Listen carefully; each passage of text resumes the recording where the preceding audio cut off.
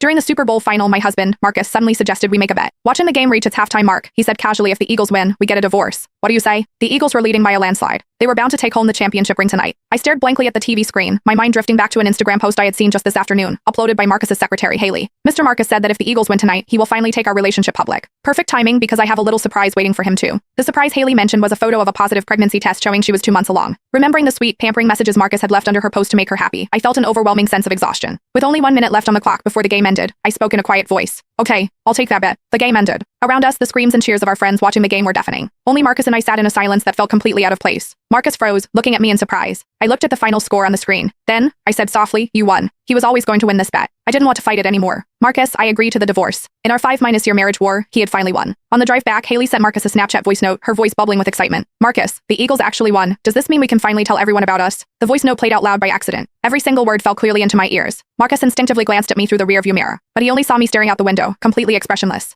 He cleared his throat. It was just a random bet before the game started. I was just trying to make her happy. But Marcus paused, his tone turning somewhat indifferent. Since I've been with her for so long, I guess it really is time to marry her. I gave a quiet have your lawyer draft the papers. Seemingly not expecting me to agree so easily, Marcus was slightly taken aback. Then he said, there's no need to rush it like this. I met his gaze calmly. We wouldn't want to delay your big announcement. It's better to sign the papers as soon as possible. After all, she's been waiting quite eagerly. I wasn't lying. Haley had been with him for 3 years, but she had never gotten the chance to show him off publicly. As long as Marcus and I were married, he couldn't bear to let Haley be labeled a homewrecker. Marcus stared at my face, trying to read my expression, but I was too exhausted. I just closed my eyes. I didn't want to say another word. As we neared the house, Marcus suddenly said, the power went out at Haley's place. She's terrified of the dark. I need to go over and keep her company. Okay, just draw me off at the next intersection, I said, not even looking at him. I was already too used to this. Marcus hesitated. Only after I stepped out of the car did he say, I might not come back tonight. I nodded, my face completely calm. Okay? After Marcus's car drove away, I stood on the sidewalk for a while. My phone buzzed. It was a Snapchat message from my best friend, Amber. Did you and Marcus leave early? I can't find you guys at the party. Marcus had hesitated for a long time about coming to this game tonight. Maybe out of guilt or maybe remorse, he had still ended up coming with me. I replied to Amber. Yeah.